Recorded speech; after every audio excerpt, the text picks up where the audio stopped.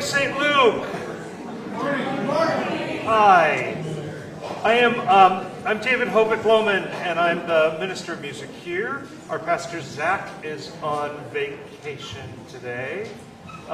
So, welcome on this packed morning as we spend some time and very importantly look in the past at what this congregation has accomplished, the important, courageous justice work that this place has done. And please be thinking not only of the past, but of the future and what are we called to do? Who are the marginalized and oppressed in the world that we are called to help today? So, welcome, and may peace be with you. And also with you. Let us sing.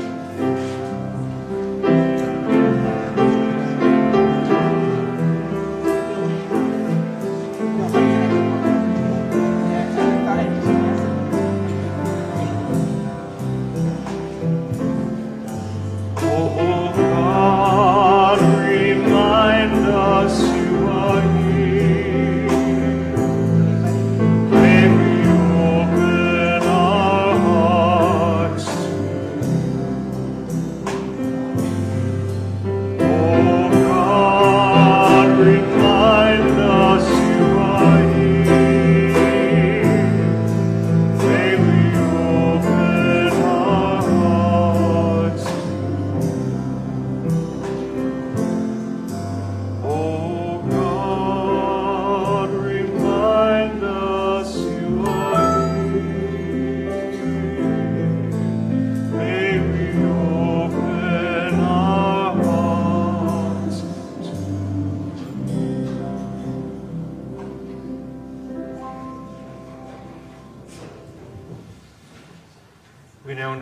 into a few moments of silence.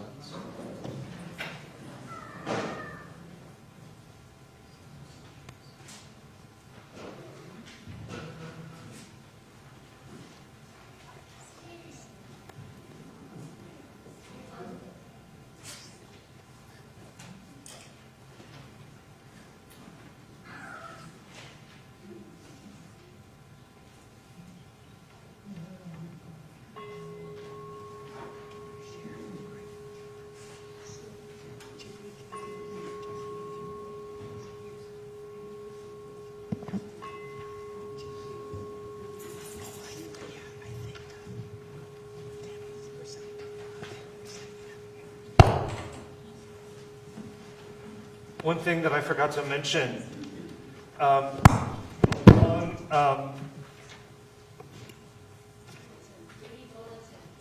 And if you have, sitting in this, yeah, we are out of bulletins. If you are willing to share,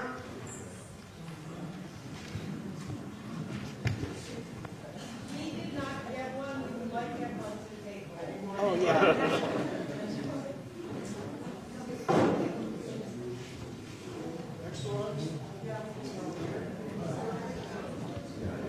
The people up front.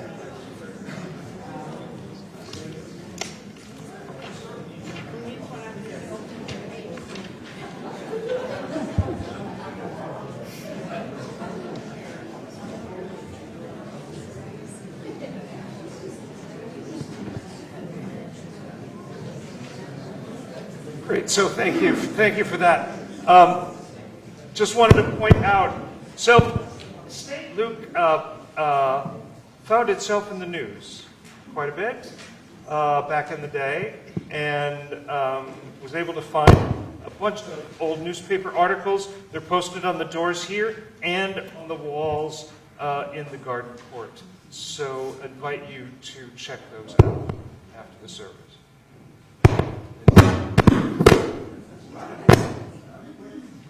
Please stand if you are able and join me in the opening prayer.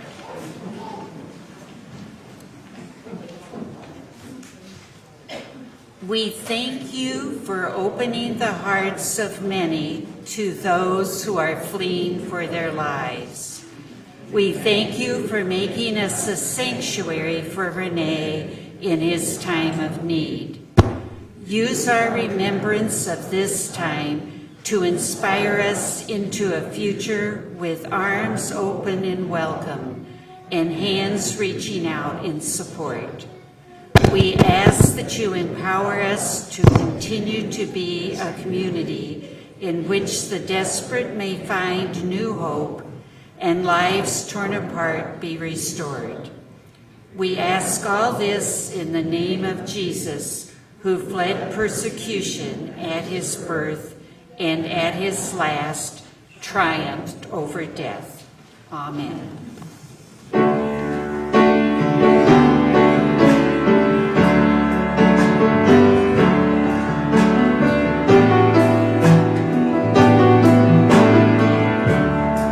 Verses 1, 2, 4, and 6. We are a gentle, angry people. We are singing for our lives. We are a gentle, angry people. We are singing for our lives. Justice seeking. We are justice seeking. We are singing for our lives. We are a justice seeking. We are singing for our lives. A land of many colors. We are a land of many colors, and we are singing for our lives. We are a land of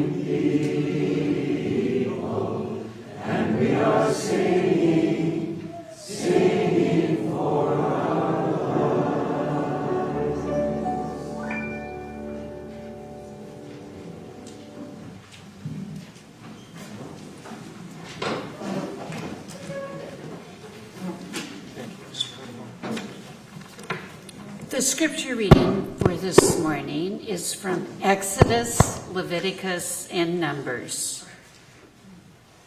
You shall not wrong or oppress a foreigner living among you, for you were foreigners in the land of Egypt. You shall not abuse any widow or orphan. When a foreigner resides with you in your land, you shall not oppress the foreigner. The foreigner who resides with you shall be to you as the native born among you. You shall love the foreigner as yourself, for you were foreigners in the land of Egypt. I am the Eternal One, your God. As for the assembly, there shall be for both you and the foreigners living among you a single statute, a perpetual statute throughout your generations. You and the alien shall be alike before God. You and the foreigner who resides with you shall have the same law and the same ordinance.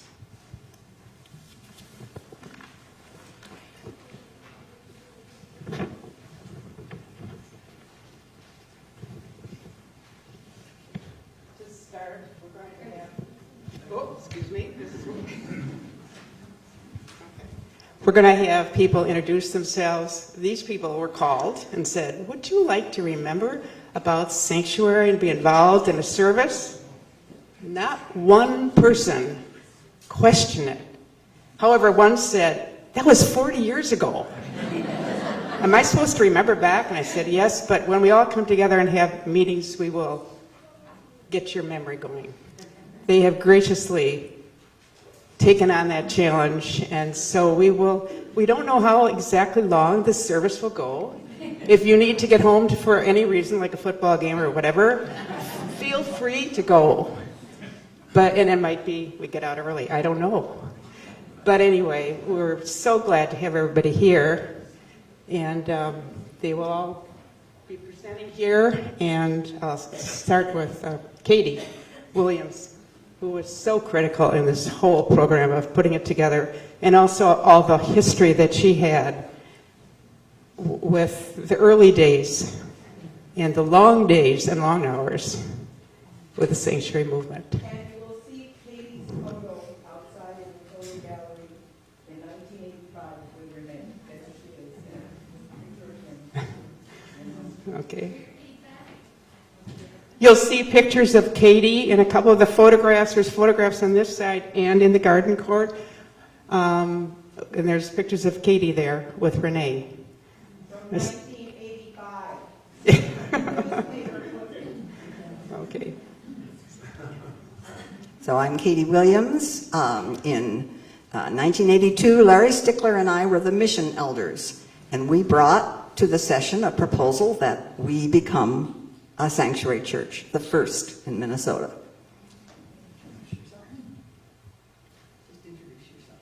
My name is Dick Lundy. I used to work here.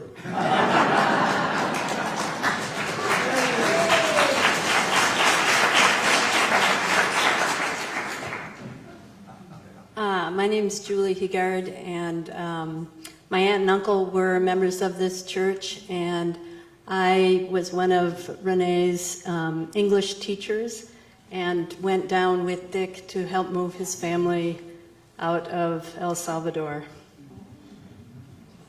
I'm Bill Tilton. I was privileged to be one of Renee's lawyers. I'm Matt Knudsen. I'm Ceci Faster's son, subbing in for the one person on the calling that said, can I have someone else do it? And Renee is part of my family, so I'm here to tell our story. I'm Tamara Rogers, and with Renee, I did laundry and did a lot of listening to his childhood stories. And I am Renee, and I used to sleep here.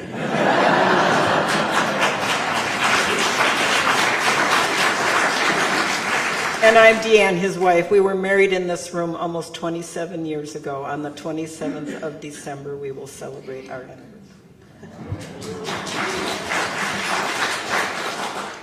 I'm Gwen. And this is, Miguel. and we were lucky enough to host Rene in our home shortly upon his arrival here in Minnesota. I'm Bill Berneking. I joined St. Luke in 1967 and now call myself an alum.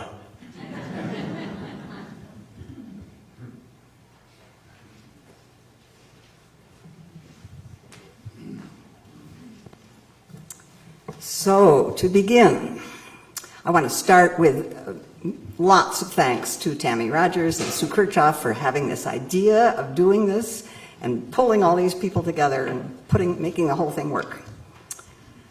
I'm going to be reading from an account written in 1985 by Nancy Berneking. That was for a 3-year celebration of our sanctuary experience. Nancy was, in many, many ways, the mother of St. Luke involvement in the sanctuary movement. And today we're going to hear memories from a number of the people who were most involved back in the early 80s. In the winter of, and this is from Nancy's writing, in the winter of 1982, 20 of us went on the first St. Luke International Study Trip to Mexico. We were concerned about the U.S. role in Central America. That spring, John Fife was invited to preach at St. Luke about the experience of his church, Southside Presbyterian Church in Tucson, Arizona, which is where the sanctuary movement in the U.S. began. Our fall theme that year was Living the Word. After many discussions with the congregation, the session moved to, quote, actively resist the immoral and illegal policy of the United States Immigration and Naturalization Service by declaring this church to be a sanctuary for refugees from El Salvador and Guatemala. On December 12, 1982, which was Guadalupe Day, the man we knew as Rene Hurtado arrived at St. Luke to wide media coverage. He soon moved into the church, and you're going to hear more details about that. And he lived in the church school rooms and showered in the custodian's closet. So to start with, we're going to hear from Bill Berneking about what was going on down there and why we were so concerned and wanted to get involved. I'm going to stand so I can see you all. El Salvador is a country of an agrarian society with extreme socioeconomic inequality. In the 19th century, coffee was 95% of the country's income, and that accrued to 2% of the population, the landowners. In 1932, the Central American Socialist Party was formed and led an uprising of peasants and indigenous people against the government. The rebellion was brutally suppressed, allowing military dictatorships to monopolize political power while protecting the economic dominance of the landed elite. Opposition to the middle class, opposition by the middle class, working class, and poor grew throughout the 20th century. The 1970s saw a rise in socialist ideas, and unrest increased against a backdrop of rising food prices and decreased agricultural output, exacerbated by the 1973 oil crisis. In the countryside, the agrarian elite organized and funded paramilitary death squads that were soon taken over by El Salvador's military intelligence service and became a crucial part of the state's repressive apparatus. Thousands of union leaders, activists, students, and teachers were murdered, being suspected of sympathizing with the left. In 1979, a civilian military junta staged a coup and attempted reform. That prompted increased hostility between the landowners and the insurgents. The civilian members of the junta soon resigned. Then the outgoing Carter administration here and the new Reagan administration supported the military government, fearing communist revolution like in Nicaragua and Cuba. In early 1980, guerrilla groups, workers, communists, and socialists, united to form the militant FMLN, Faramundo Martí National Liberation Front. For the next 12 years, El Salvador was mired in civil war with widespread killing of civilians by the army and the security forces. Those security forces were the National Guard, the National Police, and the Treasury Police. In 1980, Archbishop Oscar Romero was assassinated while celebrating Mass the day after he called upon soldiers and security forces to disobey orders to kill civilians. In December of 1980, 4 churchwomen were murdered. The names of those women are carved in many of our memories: Mara Clark, Ida Ford, Dorothy Cazell, and Jean Donovan. The war resulted in the displacement of large portions of the rural population, and lots of people fled, many to the United States, where most were denied asylum. In November 1989, the FMLN launched a major offensive that became known as the Final Offensive. That same month, 6 Jesuit priests and their housekeepers were murdered by Salvadorans of a military battalion trained by the U.S. Special Forces. These incidents increased international pressure to end the fighting, which was a military stalemate. In addition, the end of the Cold War lessened U.S. concern about communist influence in Central America.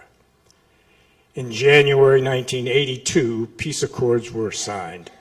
The armed forces were regulated, a civilian police force was established, and the FMLN moved from being a guerrilla army to a political party, and an amnesty law was passed in 1993.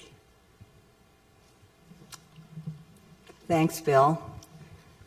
So when St. Luke became one of the first 10 sanctuary churches in the nation in 1982, we had no idea of the ripple effect that action would have. As soon as Rene Hurtado arrived, we began to receive requests for him to tell his story about the military of El Salvador, and for a church member to explain what Sanctuary was all about. Every Sunday saw one or more of us speaking at another church. During the week, we spoke to schools, seniors groups, singles groups, military reserve units, colleges, and many other diverse organizations. 3 years later, Rene had spoken to nearly 200 groups. Church members had spoken to another 100 groups, and requests kept coming. Now we're going to ask Gwen and Miguel Bodley to tell us about Rene's very first days in Minnesota. Yeah. Do you want to start? No, you should start. Okay. My name is Miguel, and Gwen, my wife, and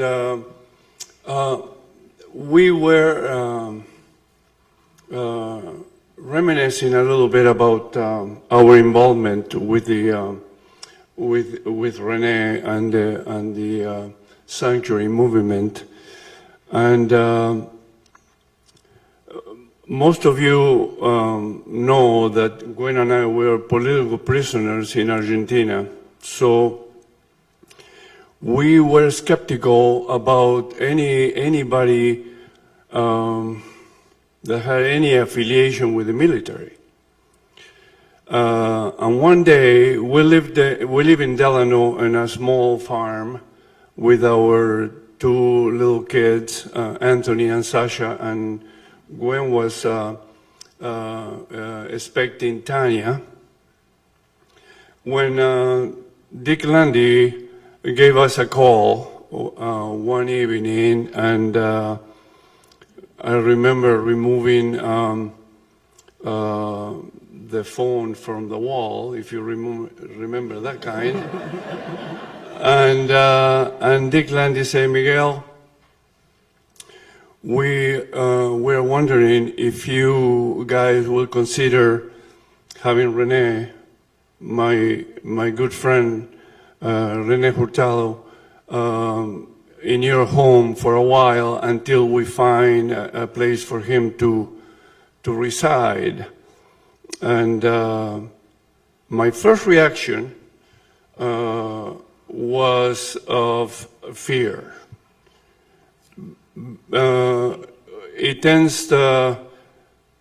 My first reaction was to think anybody in the military, I don't want to have any affiliation with them because of the fact that they imprison us and they torture my wife, and it was a very horrid kind of experience for us. But Dick Landy's phone call made me reflect on the possibility that not all military people are bad people. So we said yes, and we are very pleased today that we say yes to receive Rene in our home, and I consider him my friend. He's a wonderful human being. I don't know if I have a lot to add to that, except that Rene being at our farm for that few days, maybe it was up to a week, allowed him to have conversations in his native language due to my fluency in the language, and I think that was an important piece for him. And the important piece for me, too, was to watch him as during the day when Miguel would be off at work, Rene would be outside with the two children and playing a little bit of soccer or swinging them in the swings, teaching them lovely little Spanish children's songs. So maybe I'll just stop there. And we're glad to be here celebrating this church, this sanctuary, and Rene coming to this country. Gwen, before you sit down, could you say a little bit? You were a major translator for Rene when he went to speak, so tell us some about that. Well, yes, I didn't keep count of the times that I was able to translate for Rene, which I'll add in, I might as well. It was hard because it was a very hard subject to translate. But in addition, he was always kind of impatient with me that I wouldn't translate what he just said. And I guess probably in Spanish I would say, I need the verb. You leave the verb at the end of the sentence. Well, I didn't tell him that, but I can't say, in English it's different. We have to have that verb to be able to translate. So he probably grew in patience for me, and I grew in patience with him. So thank you for allowing me that little anecdote. And I think that's it. Thank you. Thank you. So the news media were surprisingly interested in our church's story. We were not only the big story of the day when we declared sanctuary, but we established an ongoing relationship with news people who periodically called to see how it was going. After Rene's story became national news in an article in the May 1984 issue of The Progressive, we were interviewed by national and international news organizations, including the CBC in Canada and 60 Minutes with Ed Bradley for CBS, and we still have that tape of what we looked like 40 years ago.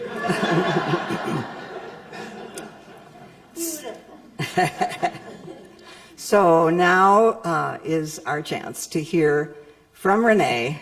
He's here with his wife, Deanne. And Rene, tell us about your whole experience coming here, being here. And I think Tammy's going to maybe help. There's this big gap. You've been hearing about El Salvador and you've been hearing about St. Luke, and then Rene arrived, but how did that happen? So Rene, do you mind taking us, going way back, telling us a little bit about your childhood, being the first of 12 children.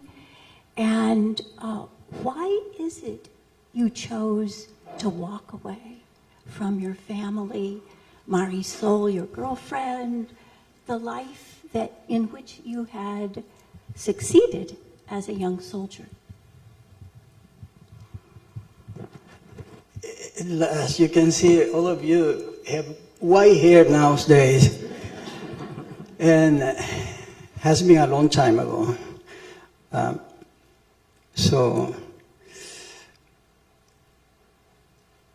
When I was asked to come over here, I said, why are we going to do this?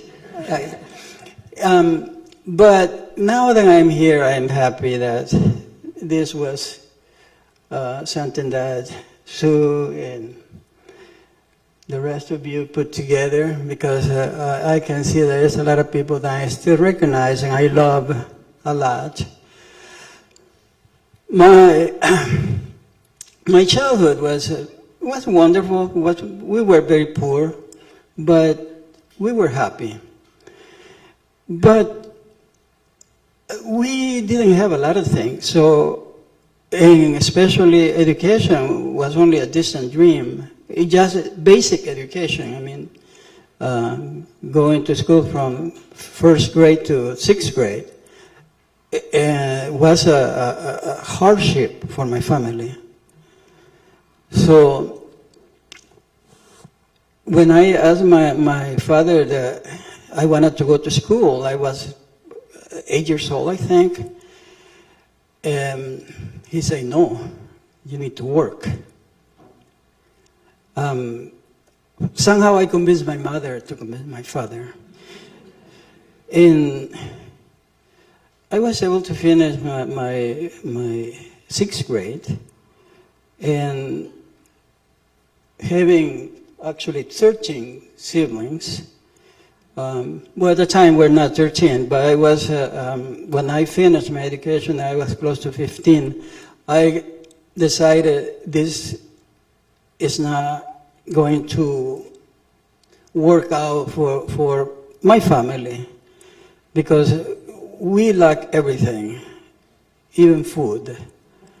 So I decided, I told my father, I cannot stay over here. I had to look for a way to help you and see whether I can help you get out of this situation. Poverty, the worst kind of poverty. And my father was a hard worker, and so was my mother. And my father didn't have any vices that sometimes, make the situation worse. But my father was very angry at me. We said, you just wasted 6 years going to school, and now you want to go to the military. But I told him, I am not going to stay here, because over here I just will continue the same cycle. I don't know how I got the courage, and I don't know how I began to think that way, because saying, this is a cycle that is going to repeat over and over and over, so I don't want to do that. And that's when I joined the military, the paratroopers, at 15. And my mother cried, because she saw that I was a child.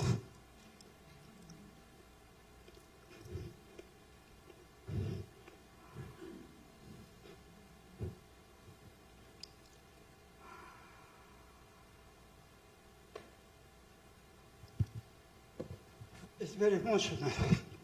Well, it's emotional to think way back. That's the reason why I don't do this.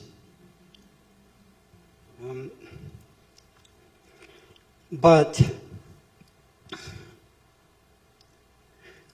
I made a promise to my mom. I say to my mom, I will do anything to bring my family out of this horrendous poverty.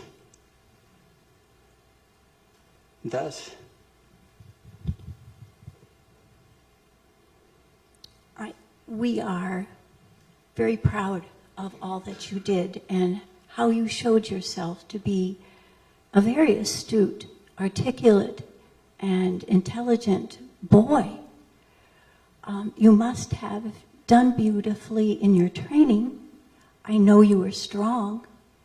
I believe I remember that you were in the Pan American Games in the Greco-Roman wrestling and won a medal.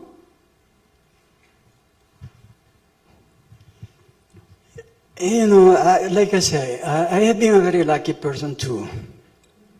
Very, very lucky. And you are testimony to that. And my wife. I mean, I don't know. Things happen to me that I still looking backward and thinking, how came to do this? Growing up semi-literate, you know, going to be a paratrooper. Paratrooper, you needed to have a 9th grade education that I didn't have. And then, as a paratrooper, I got into boxing.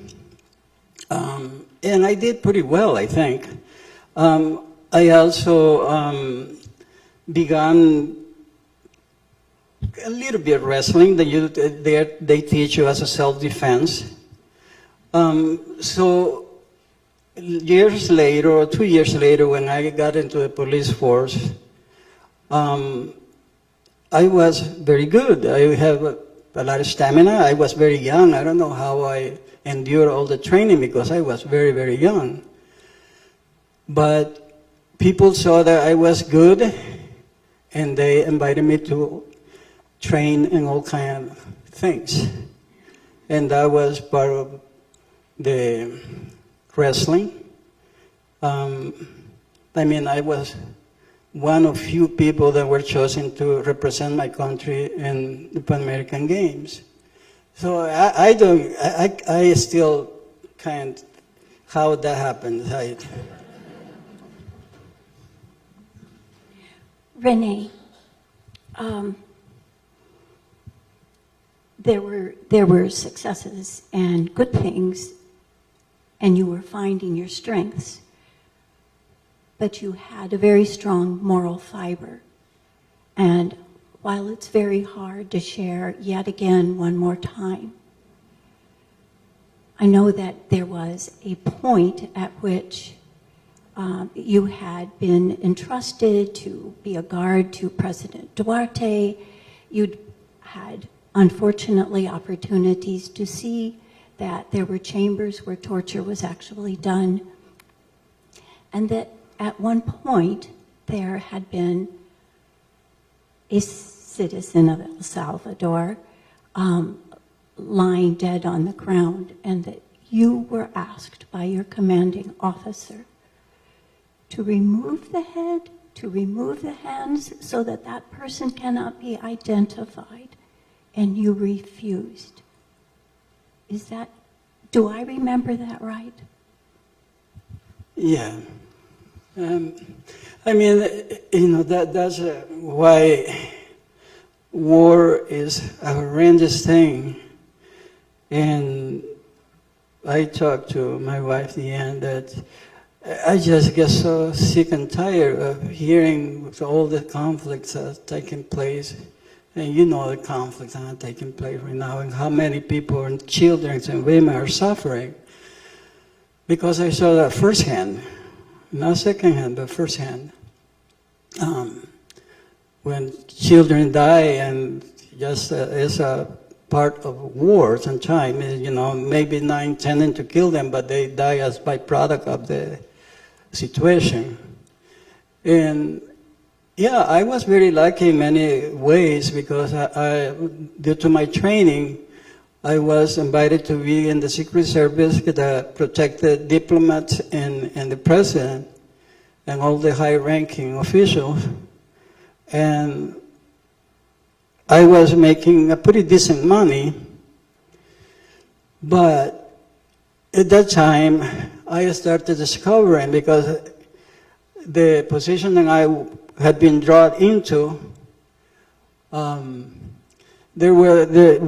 friend of mine showed me a room full of passports of people that have applied to get out of the country and had gone to the airport and pick up in the airport and disappear. So I didn't realize the level of violence against innocent people. I mean, because there were innocent people picked up in the airport or when they were to the embassy, the U.S. embassy, to apply for visas. The U.S. personnel would call the security forces to say so-and-so is here. So because there were lists of people. And they didn't want people to get out of the country because they didn't want people denouncing the regime and things like that. So a lot of thousands of people were picked up and killed. And to never be found up to this day, many, many people. So, and yeah, the experience that for me was the final, was when I was asked to behead someone. To the point, I saw war is war, you know, and you are trained to fight. But with somebody who is fighting at you, somebody who is fighting back, and I thought, if you die fighting somebody who has had the same chance as you, I didn't consider that to be a crime. But when the person asked me, the commander asked me to do that, to behead the person, then I saw this is something I cannot do. And I just said, I cannot do it. You can do it. And it was an argument, of course. And lucky, like I say, I'm lucky because there were people who were killed, military people that were killed for not doing what they were asked to do. And somehow I survived. And then you chose to leave, am I right? And walk out of El Salvador north and made your way to California? And then from California back to Arizona and to John Fife's church? And that's a big story. Is there anything in that triangle that you'd like to add? Well, it was a big journey. I mean, my life has been has been crazy, I think. It's like I had lived many lives in one life. Because by the time that I chose to leave my country, we were economically not wealthy, but we were okay. But the war started, you know, my mind was not at peace for 2 years before I decided to get out. So because my fear was, one of these days I'm going to kill somebody, I don't want to do that. So I made my journey to the U.S., and believe me, I never thought I was going to end up in Minnesota among a bunch of white people with piles of snow because, you know, those were days when winters were winter around here. And it was very difficult. I didn't speak English. That's when and Tammy was, spoke Spanish very well, and Miguel, and Wen, and Julie. That helped me. Julie was my teacher for a while. So I wasn't communicating with anybody. It was very difficult. You know, it was very difficult to smile at people and not knowing what they were saying. So sometimes I did question my judgment. I thought, have I done the right thing? When I found myself lonesome, basically. Because most of the time was a lonely life. And with a target on my back because everybody knew. I mean, when you know that the U.S. government know what you're doing, and they basically know who you are, and the government in El Salvador at that time wasn't that good. I mean, so I did question myself, what have I done? And in addition to that, thinking about my family. That's the reason why I chose a different name. I used them to cover my face for a long time to protect my family. Thank you so much for sharing all of that. I recall in conversations with Rene that he felt so guilty about leaving his family and leaving his country, and that he was not helping anymore. And it was a very hard concept to grasp that being here, in order to be protected, and then have the opportunity to serve as a witness to Congress, to tell the story so that Congress would know or hear the gut story behind what our tax dollars were supporting, and then make the choice to change the policy. And so Rene just told you he was very lonely and felt anguished about that. It was not easy. But John Fife had realized he knew so much that he had the knowledge to share. But it wouldn't be safe to be along the border because the death squads of El Salvador under d'Aubisson were always looking.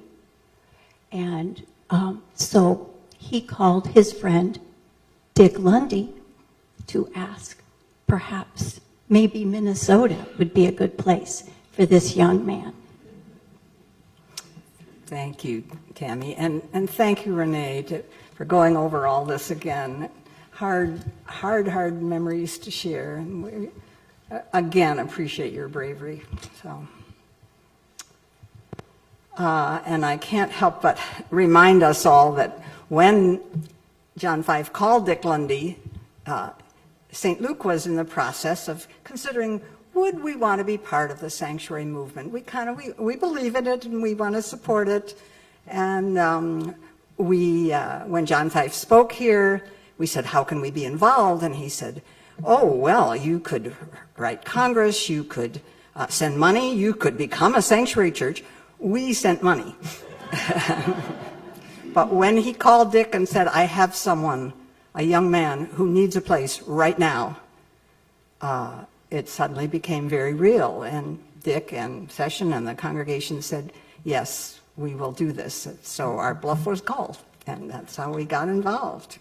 And Tammy's right. Throughout we believed, and I'm back to reading Nancy's writing again, throughout we believed that it was important to continue asking members of Congress to pass legislation that would force the administration to uphold our legal and treaty obligations to refugees. Both Senator Boschwitz and Senator Durenberger, as well as Congressman Sabo, Vento, Oberstar, Penny, and Sikorsky, co-sponsored the DeConcini-Moakley bill to place a moratorium on the deportations of Salvadorans. In addition to working through Congress, we joined other sanctuary churches and several major denominations, including the Presbyterian Church, in legal action.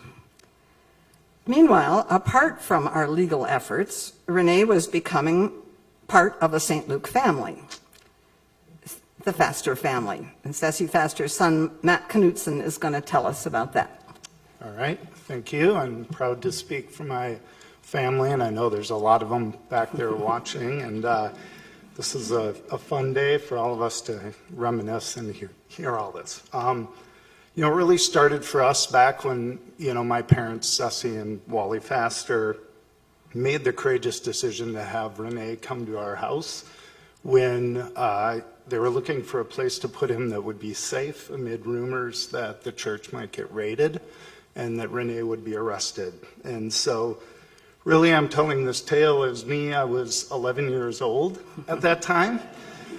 And I think the gravity of this situation really hit me and my siblings when my mom and Wally, who had taught us the golden rule and don't curse and be nice and tell the truth and don't tell lies, said, hey, if anyone comes to the door and knocks on it, we need you to lie. And nobody's here, and please don't tell anyone at school that Renee is in our basement, etc. And so, you know, we grew up at St. Luke, and so we understood a little bit the situation in the sanctuary movement, but for an 11-year-old boy, you know, it was nice for me to have someone downstairs I could play ping pong with after school. And I think, you know, my sister Marta and we thought it was pretty cool when he wore my sunglasses and her red bandana on a 60 Minutes interview. So that was great. But, you know, I got to witness Renee's determination and perseverance and the qualities we all know, because almost every day I'd come home from school and we'd play ping pong. And I can tell you, no matter how many times I beat him, he just kept going, and he would keep trying, and it was impressive, right? And it's that never say die attitude we all saw with the INS and your schooling and going through work and learning English and all those other things that have been great to see. And Renee, he's definitely a part of our family, you know, and valuable part. He, at Christmas dinner, eats more than his share of lutefisk, taking the pressure off us Norwegians. We only need to have a little bite because he eats most of it. I've had the pleasure to meet Renee's family, some down in Costa Rica as well. The first time was in 1993. I convinced my St. Olaf Study Abroad program to take a small detour in the bus to San Rafael de Heredia, where Renee had given me a bunch of money that was squirreled away in various places in my luggage. And I met his family at the center square there. It kind of felt like Mission Impossible at that time, giving money to some folks that I hadn't met. And a few years later, I was living in Costa Rica for a short while and got to spend some time with Renee's mom and dad, who were incredible people and definitely saw some of the characteristics we all see in Renee. You know, my cousins are Hawaiian, and they have a term in Hawaii that's called Hanai relatives. And I will say that that's when you adopt people into your family, you call them Hanai, and I'm proud to call you my Hanai brother. And if you want to try to get that elusive ping pong victory, the ping pong table will be ready Thursday. So. Thank you, Matt.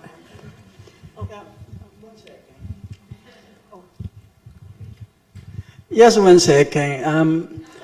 He didn't learn from Wally very well because he's lying. I beat him in ping pong many times, and he was persistent. He was 11-year-old, and finally, a year later, 2 years later, is when he started beating me. But there'll be another chapter, I'm sure. So, in the summer of 1983, Renee moved to a small room near the church and began to work at Robert's Bakery, where Great Harvest is now. He continued to study English, and by 1984 was able to speak to groups without a translator. When his story received national attention through the article in The Progressive, the U.S. Army began an investigation of Renee's charges of having been trained by U.S. Green Berets. An investigator sent by the head of the Joint Chiefs of Staff made several threatening statements. One of these, that the INS would cooperate and arrest Renee, was subsequently fulfilled. On February 4th, 1985, while going to his English class, Renee was arrested by the INS. On a cold winter evening at dinner time, the day after Renee was arrested, about 1,000 people carried candles and signs for Renee outside the INS offices in St. Paul. Renee's attorneys, Ken Tilson, Bill Tilton, and Ron Rosenbaum, began the paperwork to get him, quote, into the system. Congressman Sikorsky initiated 2 letters to the INS on Renee's behalf, which were signed by the entire Minnesota Congressional Senatorial Delegation. So now we're going to have a chance to hear from one of the 3 lawyers who did amazing pro bono work for Renee. We needed them, and they knew what to do, and we did not. Okay, Thank Bill. you. Hi, I'm Bill Tilton. I was one of Renee's lawyers. Everybody calls you Renee still? Gonzalo de Jesus Larin. Okay. Okay. I met Renee because Ken Tilson, who was the brilliant lawyer and the backbone of Renee's representation for 20-some years, was out of town. I didn't really know about the case. All I knew is that Renee was arrested and somebody needed to represent him. And so I knew nothing about immigration law. Ken really didn't know anything about immigration law, but it was such a quick study. In fact, Lisa Nazen, a different attorney who was working for a public firm and couldn't formally represent him, had been advising behind the scenes, and a couple of other lawyers came to the fore. My introduction to Renee was not just the red bandana. Do you remember that red bandana? He was so cool.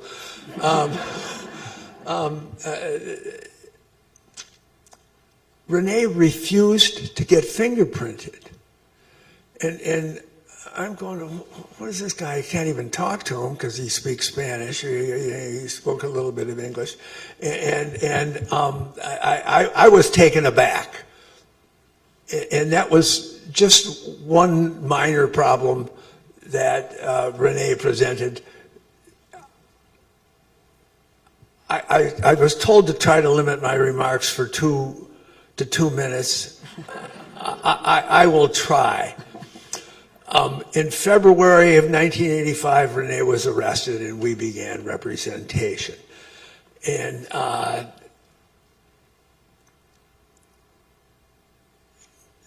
1986, they passed the Immigration Reform and Control Act. And in 1987, because of that act, temporary resident status was granted. It was the first of many victories that got taken away.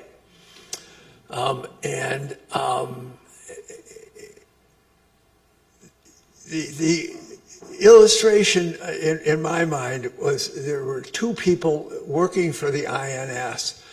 One attorney named Soley and another functionary called Coyle, that were personally able to continue this odyssey forever. It came and went because of the Immigration and Reform and Control Act. Renee was granted temporary resident status in 1987. Then Coyle, the functionary, kept lobbying with the Immigration Appeals Board and kept lobbying and kept lobbying. And then in 1997, 10 years later, Renee's status was revoked by the Associate Director of Immigration Appeals, sitting alone without any administrative appeal. Then later in 1997, the Nicaraguan Adjustment and Central American Relief Act was passed that made Renee eligible for something called suspension of deportation. There's withholding of deportation, there's suspension of deportation, there's all sorts of these arcane things that I can't pretend to have mastered. But in 1999, then Renee had a several-day hearing in front of a fairly fair immigration judge, and not all of them are, named Vinacour, who granted Renee relief from deportation. And so in September 1999, that was granted, but the government appealed it, and 2 years later, the Immigration Board of Appeals upheld that. granting of suspension of deportation. Then the government appealed that, and in 2000, Bush was elected, and all of a sudden the Board of Immigration Appeals was Bush appointees instead of whatever, and then they created the government, the Homeland Security, whatever you call it. And so in 2004, Renee's case was reopened, and solely the government attorney wanted Renee to go to jail. And by then, you'd graduated from college. I think you were a first-year law student. And all of a sudden, he's married, he's got 2 kids, he's got a clean criminal record, and the government wants him to go to jail. And instead, well, you don't need all the detail. In any case, he didn't go to jail, but he had to report to Fort Snelling every couple of weeks and get dicked around by more government functionaries. In 2005, we had a 2-day hearing, and well,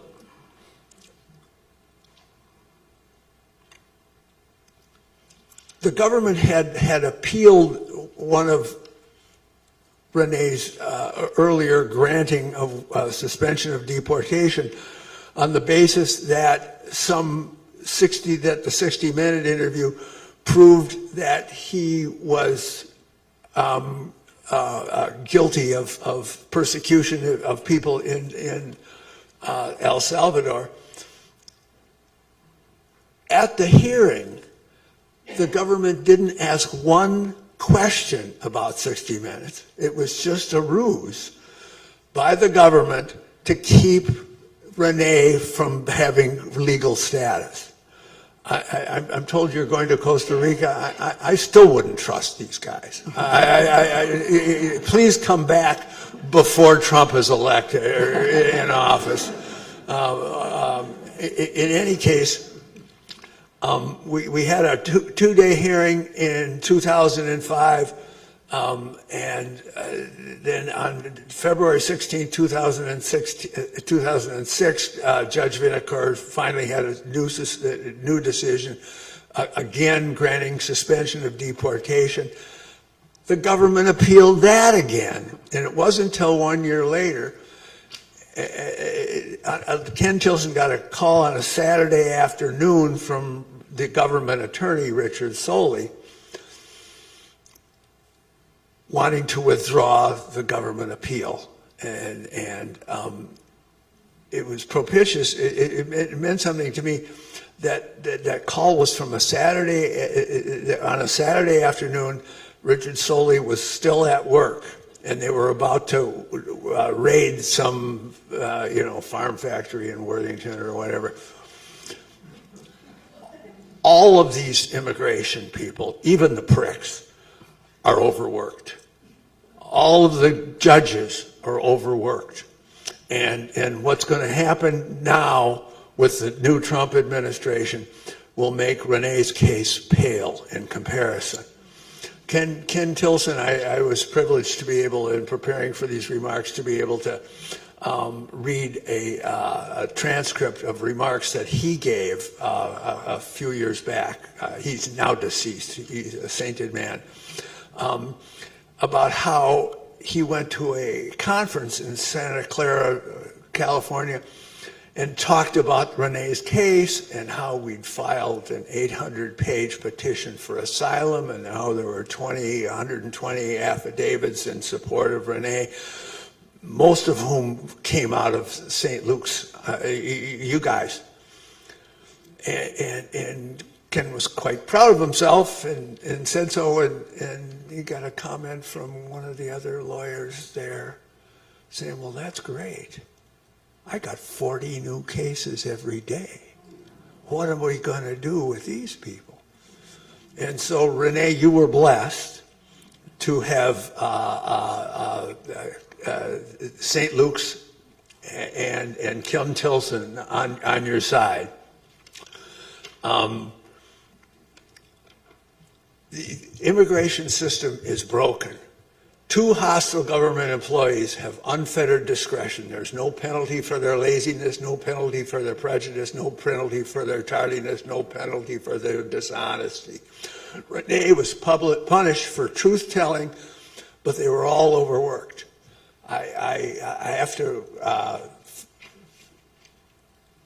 give kudos to Ken Tilson, who never had practiced immigration law, and it is so arcane and is so unfair. And he kept winning and winning and winning, and I'm proud to have been part of his team. And I just want to end with one recommendation. Google something called Unicorn Riot. There was an article that they just published yesterday, said that the ICE, Administration and Control Service, is training civilians to conduct violent raids on immigrants. It was just published yesterday, and I'm afraid what's going to happen in the future. I think that Renee is a remarkable person, and St. Luke's is a remarkable institution, and it's so I'm so privileged to have been part of all of your odyssey, but I think we have dark days ahead of us. Thank you, Bill. Thanks for telling us the whole story, and thanks for all the important work you did, and for a long time. Made a big difference. So back to Nancy's account. After Renee was arrested, he stayed in the Ramsey County Adult Detention Center for a month. And Quakers in the Twin Cities held silent vigils for him during each visiting period. A Lenten worship service was held on Harriet Island in the Mississippi River below the jail so Renee could see his support. After the INS agreed to reopen his asylum applications, we were able to raise $50,000 bail to bring him home. Renee's bail was paid by the National Council of Churches. We knew the U.S. government could not or would not keep Renee's true name a secret, thus endangering his family in El Salvador. So shortly after Renee's arrest, work began to move his family to a place of safety. His family was resettled with funds from the One Great Hour of Sharing offering for the Presbyterian Church and the Synod of Lakes and Prairies and a few individuals and groups in the Twin Cities. But making this happen wasn't easy. Now we get to hear a description from the 2 people who pulled this off, Dick Lundy and Julie Hegard. Okay, Dick, tell the story. Yep, you. It was my privilege to be the pastor of this church when all this stuff was going on. There was a discussion in the session when we discovered that the government knew who Renee was and knew about his family and that his family would be in danger. There was a discussion in the session here, should Dick go or not? And the decision was, if we urge Dick not to go and something terrible happens to his family, we'll feel guilty the rest of our lives. If Dick goes and something terrible happens to him, we'll feel proud of him the rest of his life. So we chose pride over guilt.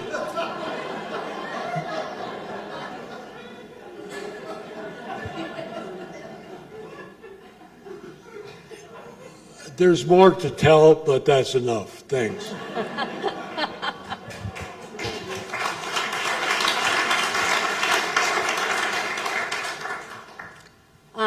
Well,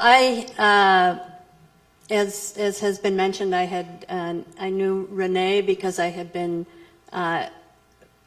helping teach English, and we had become, as everyone who met Renee, we became close.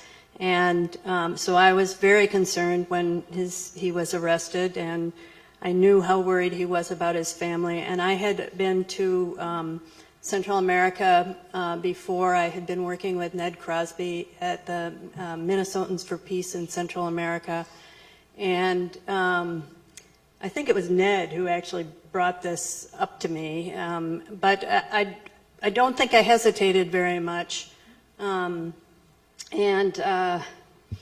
went down, it took us, I think we were down there a week initially, and then Dick, I'm the one who said that it was 40 years ago when she asked, because my memory of the details is very, very poor. But we were down in El Salvador. We had help from so many different places and people, and all but behind the scenes. We got them passports, and then we got them fake visas to Costa Rica, and as I recall, and then Dick went home, and I went with the family for their first plane ride to Costa Rica and helped them get settled along with some people who were in Costa Rica already. And the one thing actually that I really want to say is this was a remarkable, just like Renee, his family was absolutely remarkable. This is what I'm remembering, that, you know, this was must have been a terrifying thing for them. And they were so brave, and they were so kind, and such good humor. And just, they trusted that we went down with a letter from Renee, and they trusted what that letter said, and they went with us. And I also just want to say, you know, Renee, you joined the military to help your family. And you had no idea how that was going to end up, but you ended up giving your family opportunities that they would never have had in El Salvador. And, you know, the way that this all turned out, I think, brought great benefit to your family. Am I right? Yeah. So you did help your family in the end.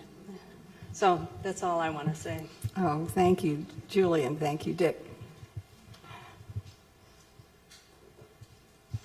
Want to add something, Lucille? Yeah, Dick has more to say. Yeah. Tell them about the mother came to the hotel.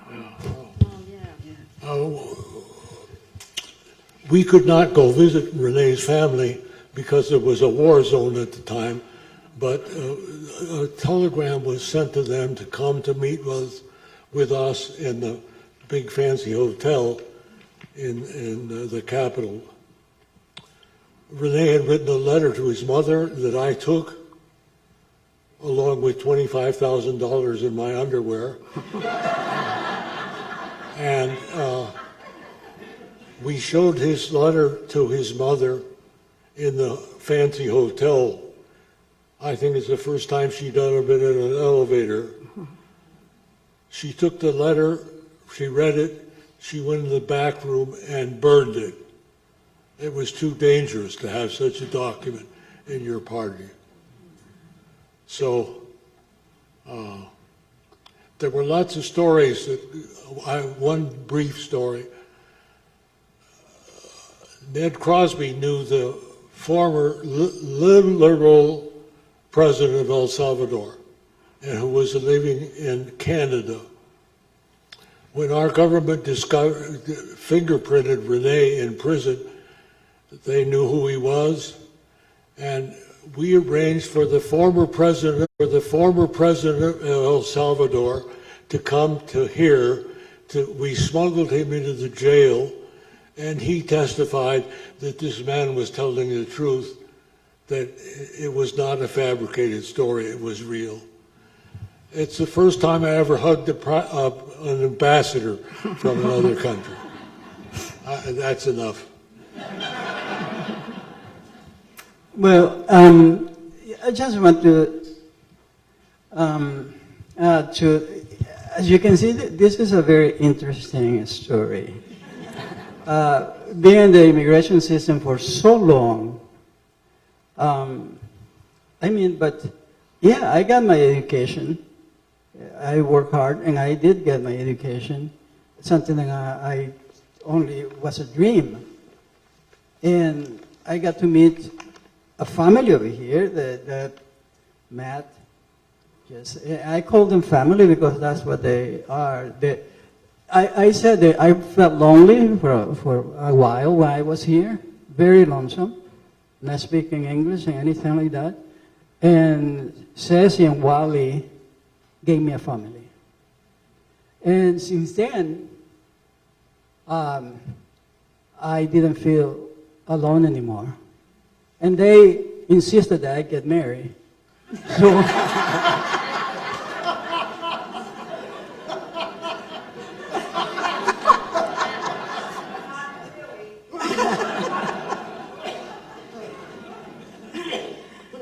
Is that it?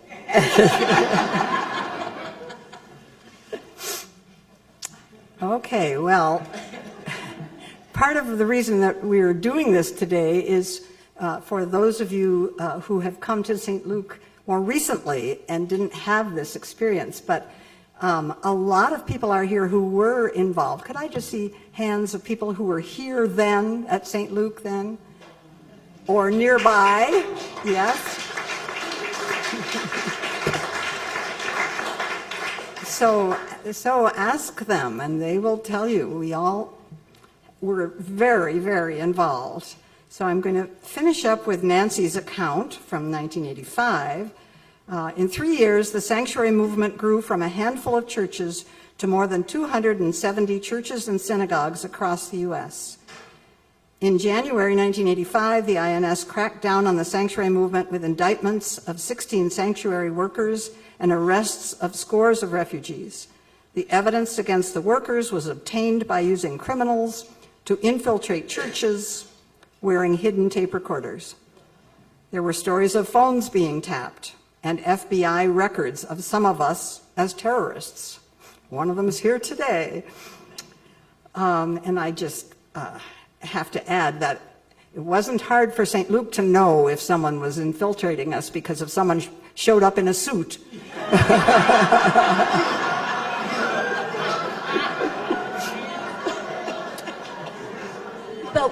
But wasn't Don Ellenberger? So our support for Renee and participation in the sanctuary movement continued and continues. In spite of investigations, arrests, indictments, spying, and threats, it may seem odd to conclude that the sanctuary ministry was a completely joyful and grace-filled experience for us. We learned that we can work together to make a difference in the world. We saw the refugees' very great strength and courage in the face of repression, and we were encouraged to be strong and courageous in adversity. As Martin Luther King Jr. said, it's not the repression by the bad people that hurts, it's the silence of the good. And I'm going to ask Bill Berneking to tell us what Nancy's final words were about this.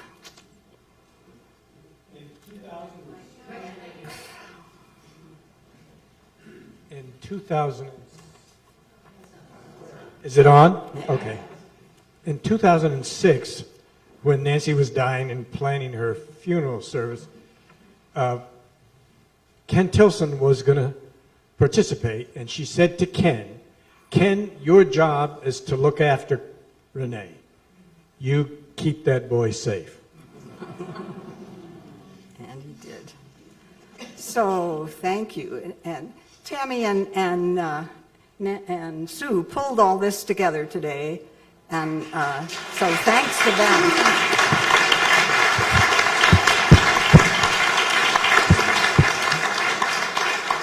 Sue, final word.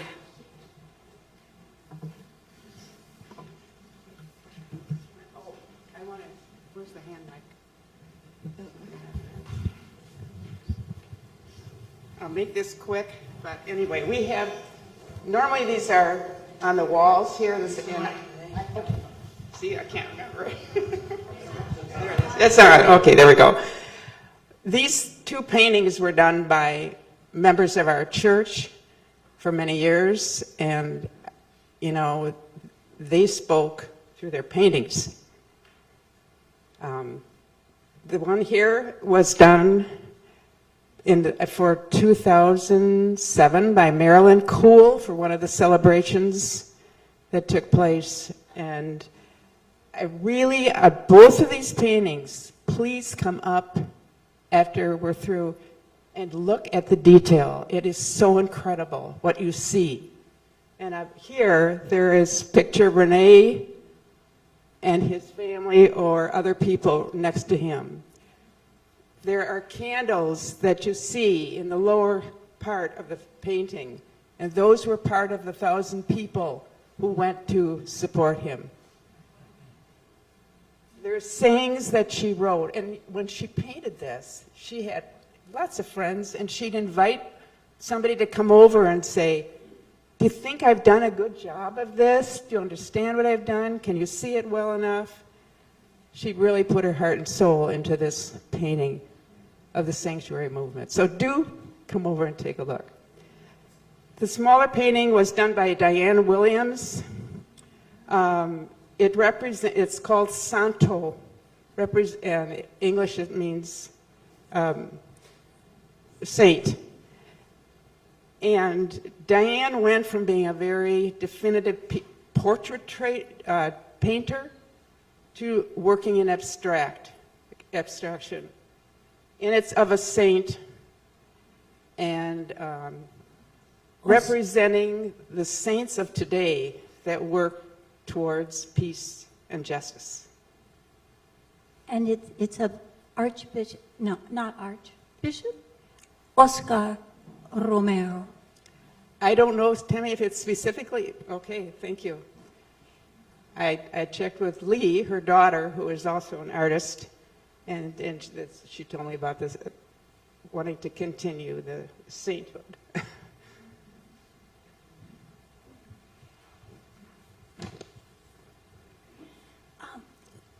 We really have gone long. Thank you for your patience. You are a wonderful audience.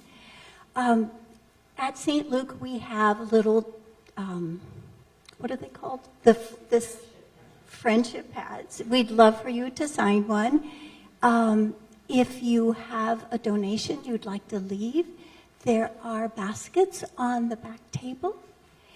And so let us say a little prayer together. Beloved God, thank you for your deep and infinite love for everyone, each creature, everything in time and space, and for the inspiration to pass that love forward in the best way we are able. And may we keep being able to do that. Now let us say the prayer Jesus taught us in your program. Can I ask a question? Who are the checks made out to, and what is the donation for? Just any kind of donation to St. Luke Presbyterian Church that you wish to leave today. Yeah, thank you. Yes. Ground of all being, mother of life, Father of the universe, your name is sacred beyond speaking. May we know your presence. May your longings be our longings in heart and in action. May there be food for the human family today and for the whole earth community. Forgive us the falseness of what we have done as we forgive those who are untrue to us. Do not forsake us in our time of conflict, but lead us into new beginnings. For the light of life, the vitality of life, and the glory of life are yours now and forever. Amen. I invite you to rise in body or spirit and sing our closing song. Top 2, 3, 4.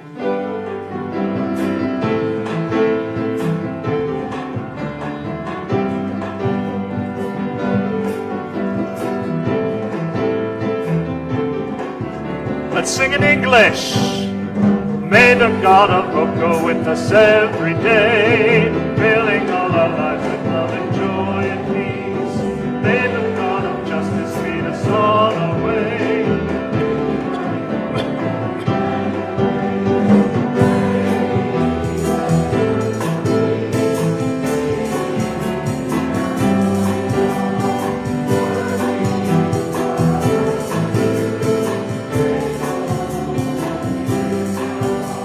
'Do your best with the Spanish. Here we go. Dios de la esperanza del mundo y paz. Al mundo en crisis habla tu verdad. Dios de la justicia mándanos tu luz.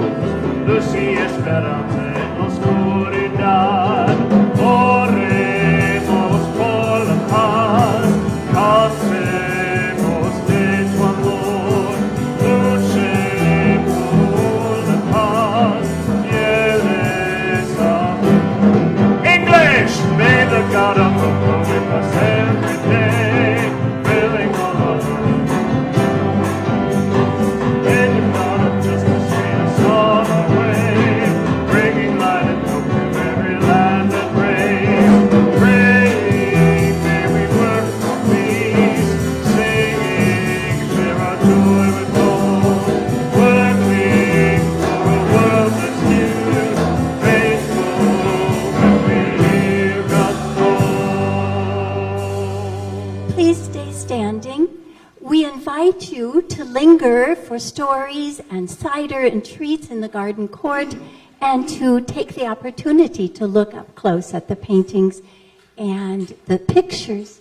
And now Reverend Richard L. Lundy will do our benediction.